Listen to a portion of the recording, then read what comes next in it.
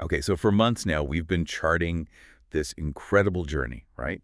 The great work, the magnum opus. Absolutely. Calcination, dissolution, sublimation, all those dynamic stages. Exactly. Burning away impurities, dissolving old ways, elevating the spirit.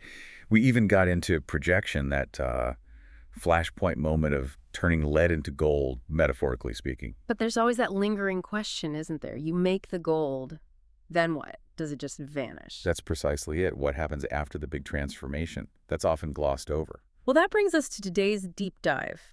If the earlier stages were all about the, let's say, volatile process of becoming, Constant change, yeah. then today we're looking at the final act, the stabilization. We're talking about fixation, or fixatio. The anchor point. The anchor point, exactly, making it stick. So our mission today, really, is to get under the skin of this idea, not just the aha moment, but the lasting wholeness that's supposed to follow. How do you achieve permanence in a world that's all about flux? That's the paradox we're exploring. We want to understand how that volatile spirit, that fleeting insight, becomes truly fixed, both, in the old alchemical labs. Which is fascinating in itself. But more importantly, how this applies to you, listening now, how it works within your own inner life. And the core idea running through all the material is establishing what they call spiritual constancy. Constancy, so stability. Yes. Fixation is that point where the inner light, you know how it can flicker, right? One day, dim the next. Oh, definitely. It gets anchored, it becomes an eternal state of being. You move past the seeking, the fluctuating, and arrive at this quiet, constant state.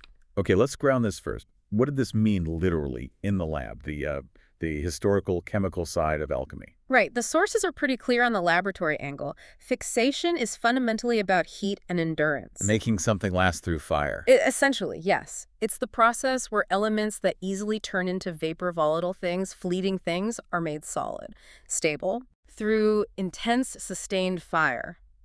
Abraham points out the result is this incorruptible, crystalline form, something that resists any further attempts to break it down or vaporize it again. So it has to pass the ultimate heat test, you could say. Yeah. Prove its stability. And it's not just about surviving, it's about being transformed into something fundamentally immutable, unchanging. Chemically, it's solidification. Got it.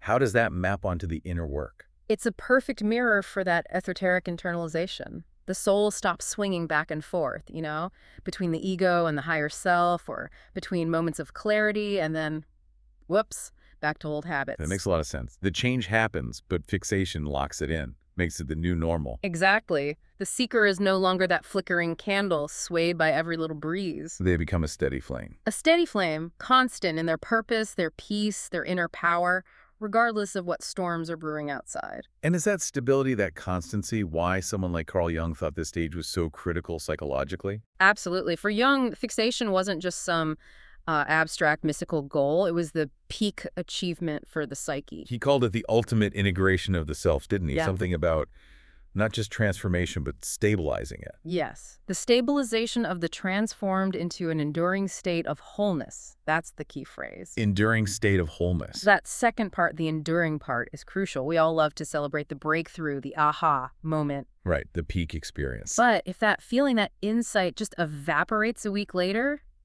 well, what was the point? Stabilization, actually holding that transformed state, that's arguably the toughest part of the whole magnum opus. Why is holding on harder than getting there in the first place? Well, I think because holding the state means you have to move beyond active effort, in a way. How so? If transformation is that active striving, pushing yourself, forcing change, fixation is more about the cessation of that striving. Letting go. It requires a kind of surrender. The ego has to let go of its need to constantly manage the outcome, to control everything. You allow the true self to simply be. Okay. Think about mastering a complex skill, like, say, playing a difficult piece of music. The transformation is that moment you can technically play all the notes. You got through it. Right. But the fixation, that's when you can perform it flawlessly, effortlessly, even under pressure.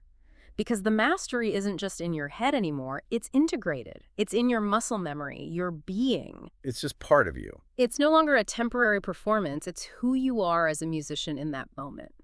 And that leads us right into the core philosophical shift here. All those earlier operations we talked about, They were movements of becoming. Right. Calcination was becoming pure. Sublimation was becoming elevated. Always striving, changing, moving. Continuous activity. Effort and reaction. Exactly. Fixation. Mhm. Well, fixation is when all that movement stills, it settles into being. So the person isn't trying to transform anymore. They are transformed. They're not chasing the philosopher's stone anymore. They are the stone. Precisely.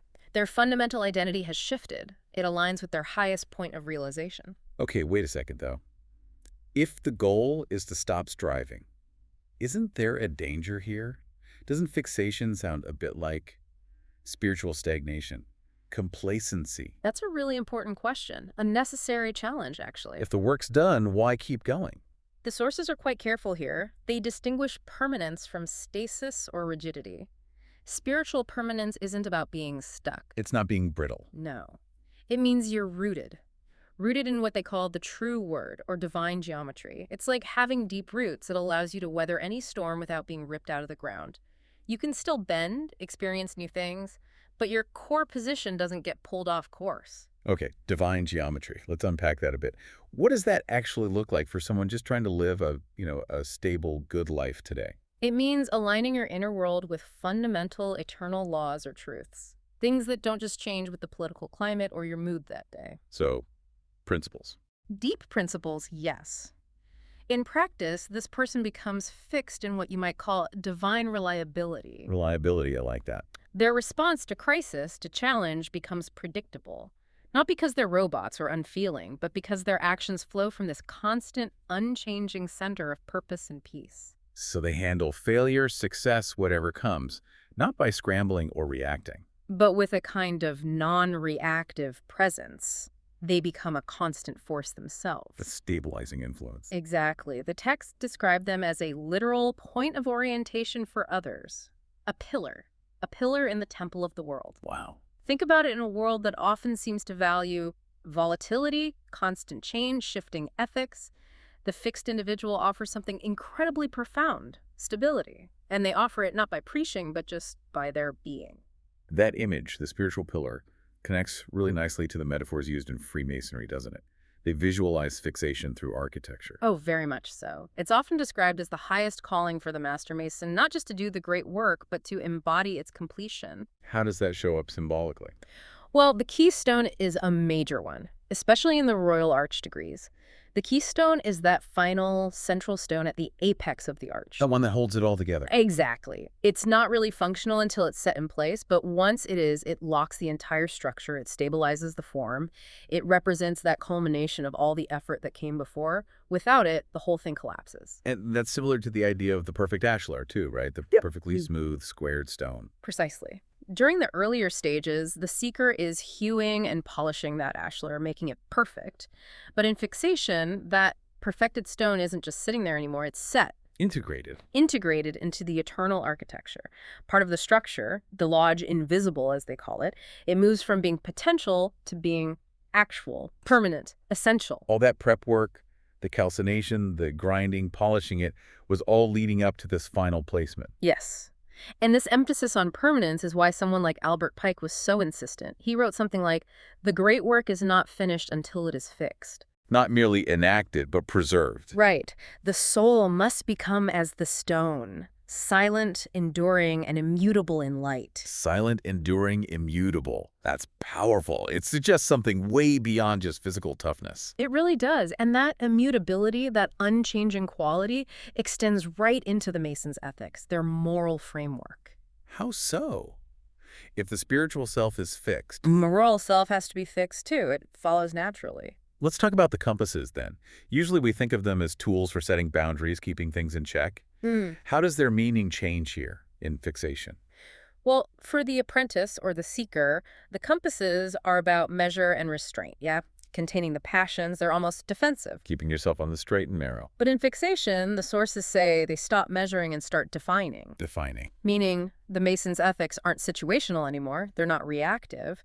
They become principled actions that just radiate naturally from their fixed inner essence. So the behavior just flows. It's not about constantly checking yourself. That's the idea. It results in what they poetically call the square and compasses upon the heart. It's a fixed condition of being.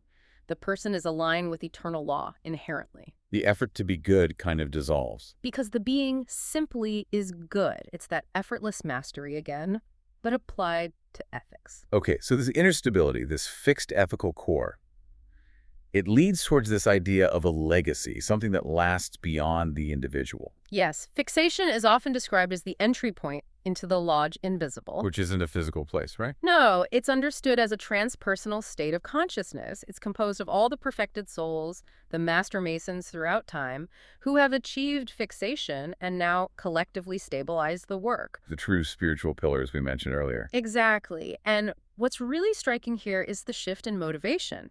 The fixed initiate apparently no longer needs or even wants external recognition. No validation needed from the outside world. Why not? Because he becomes recognition. His very presence, his being, is the validation. The work speaks for itself through him. You hear that in mystical traditions too, the power of silence. The fixed Master Mason's silence is said to resonate more than words. It points to the incredible efficiency of the stabilized self. Think about the Philosopher's Stone again. When it's finally fixed, stabilized, Yeah. it's indestructible. Right. And it doesn't need to be applied anymore to transmute things. It just radiates transformation continuously, passively. So the Master Mason becomes like that, a living legacy. Whose influence just permeates the environment. It continues to affect the moral and spiritual atmosphere long after they're physically gone. That resonates with concepts like the fragrance of holiness in mystical Christianity, or maybe even the Tibetan Buddhist idea of highly realized beings leaving behind rainbow bodies like an energetic trace. Exactly. Those are great parallels. And it brings us to this term, ontological permanence. Let's clarify that. Ontological permanence, that sounds heavy. It just means permanence of being or essence. It's not about living forever physically. Not physical immortality? No. It means your fundamental nature, your core self that you've perfected and fixed, becomes an eternal truth. It's woven into the fabric of existence. Your influence becomes immortal, even if the body doesn't. So your perfected Ashalar, your core identity, is now permanently set into the structure of reality itself. That's a perfect way to put it. And if we want to connect this to another system, like the Kabbalistic tree of life, fixation aligns with the final stage, Malkuth, the kingdom. Wait, Malkuth. Isn't that usually seen as the lowest Sephira? The material world, the foundation. It is. And that seems like a paradox, doesn't it? The grand finale is the ground floor. Yeah, seems like a step down after all that elevation. But it's the paradox of completion. Malkuth is where all that divine energy flowing down through all the higher, more abstract levels finally manifests.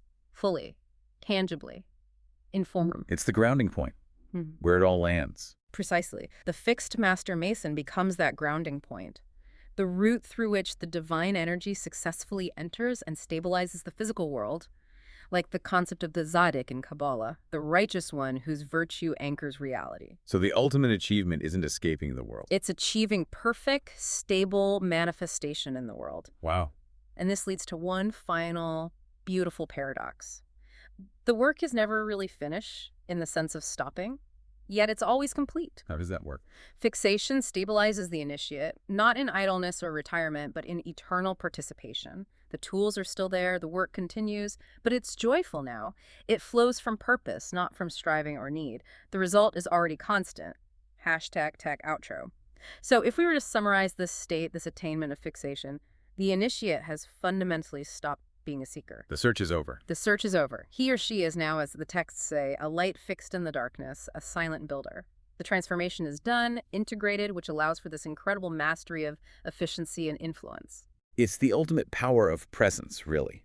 Speaks less, means more, labors less, builds more. That's it, exactly. And it really drives home that idea of the deathlessness of presence. Their works, their virtues, their light, they don't just disappear. They keep radiating. It echoes that biblical idea, their works do follow them. It's a kind of immortality, but achieved through perfected integrity, through fixed being, not by dodging biology. And this whole concept, this spiritual stabilization, it feels incredibly relevant for navigating our own, often chaotic, modern lives, doesn't it? Absolutely. Finding that inner anchor point. So maybe we can leave you, the listener, with a couple of questions to reflect on, to try and connect this somewhat abstract final stage to your own journey towards constancy. Okay, first, think about your own life. What inner truths, what principles or insights have you discovered that feel truly rooted now? things that guide your actions almost automatically without constant effort or striving. And second, thinking about your current state.